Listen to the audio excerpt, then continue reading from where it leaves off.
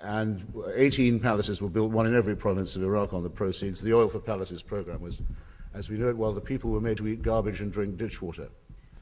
This is what came of the reliance upon the authority of the United Nations. It seems to me to act in the spirit and the letter of that organization is to say, no, it is enough. We must move Iraq into the post-Saddam era. Now, I converge my two hemispheres, if you like, for their sake and for ours. We have the right to call for an end to a regime of invasion, of genocide, of the sponsorship of terror, and of the flouting of the Non-Proliferation Treaty. We have the right to say that regime is a danger to ourselves, and we have a duty to the people of Iraq.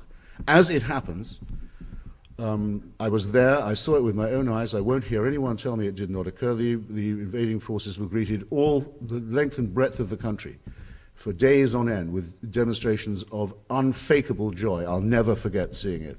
I will never let anyone tell me I didn't see it either. But that's, if you like, only an extra. They could all have stayed home and just said, well, we'll await developments. Legally and morally, it comes to the same thing.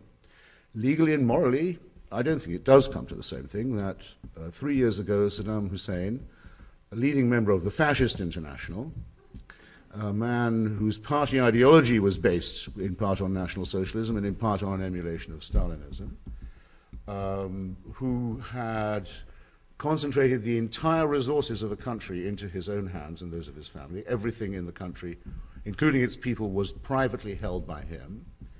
That this man is gone and in jail where he deserves to be, and on trial where he should have been a long time ago. And instead we have elected, as the president of Iraq, Jalal Talabani, whose people 10 years ago were being subject to genocide, and whose party, the Patriotic Union of Kurdistan, is the corresponding party in Iraq of the Socialist International. In other words, of the International of Parties of Social Democracy, from the British Labour Party, the French Socialist Party. I don't think that that's too bad, frankly.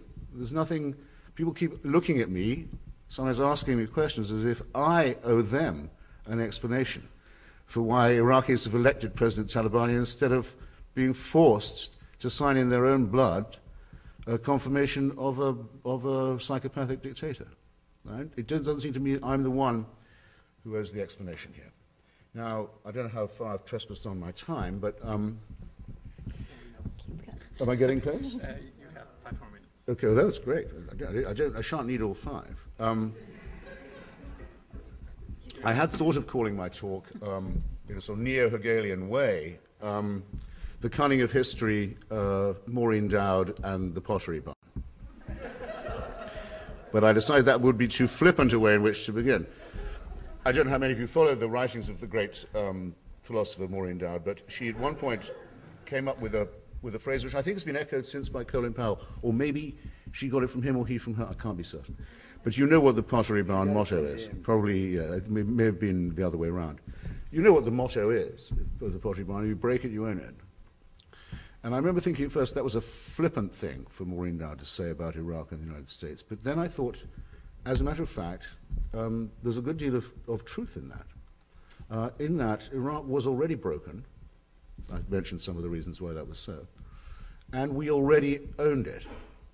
If there's to be an inquest into what's gone wrong and what's gone right in Iraq, and I think that there ought to be, and I'm more than willing to take part in it, and have so far not refused or declined any challenge to do so, if there is to be this inquest, then it cannot start 3 years ago, not for anyone with any sense at all of history or for geopolitics. The very latest, I believe, or do I mean the very earliest it could begin?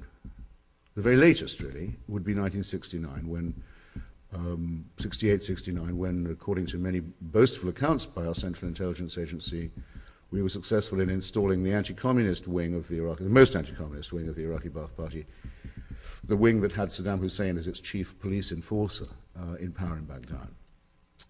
That seems to me to give us quite a lot of responsibility right there and then, if only that were all.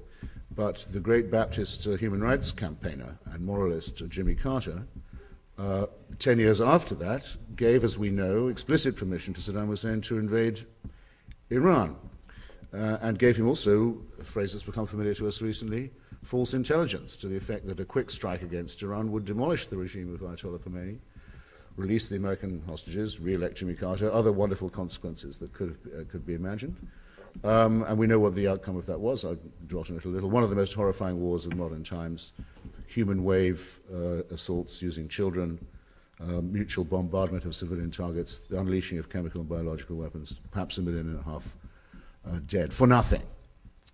Through the entire course of that war, the succeeding Reagan administration was the armorer, a trainer and diplomatic protector, reflagger of the tankers of Saddam Hussein.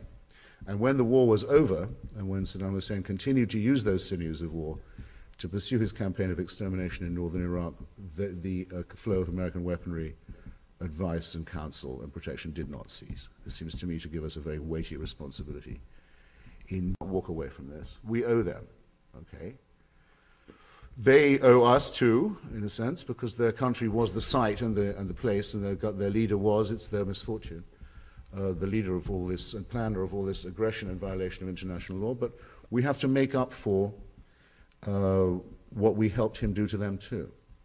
So all talk of withdrawal is idle. There's no such thing as a withdrawal. A maimed and broken Iraq was in our future, was in our present, and was in our past, and still is. This is a responsibility which we cannot evade. And that's why I sympathize with so much of what Professor Arato says about the incompetence with which this mandate has been discharged. But let there be no mistake.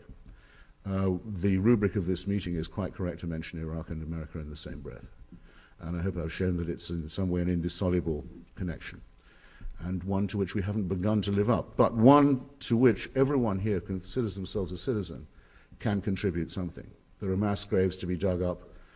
There are women to be protected from both kinds of fundamentalists, those who are against the intervention and those who are for it. There's the national minority of Kurdistan to be confirmed in its autonomy. There's the ecology of the marsh Arabs in the south, the oldest wetlands in the Middle East, to be reflooded and recuperated. There's plenty of work for everyone to do, and anyone who wants to get any advice on how to contribute is welcome to ask me afterwards. And thank you for your patience meanwhile.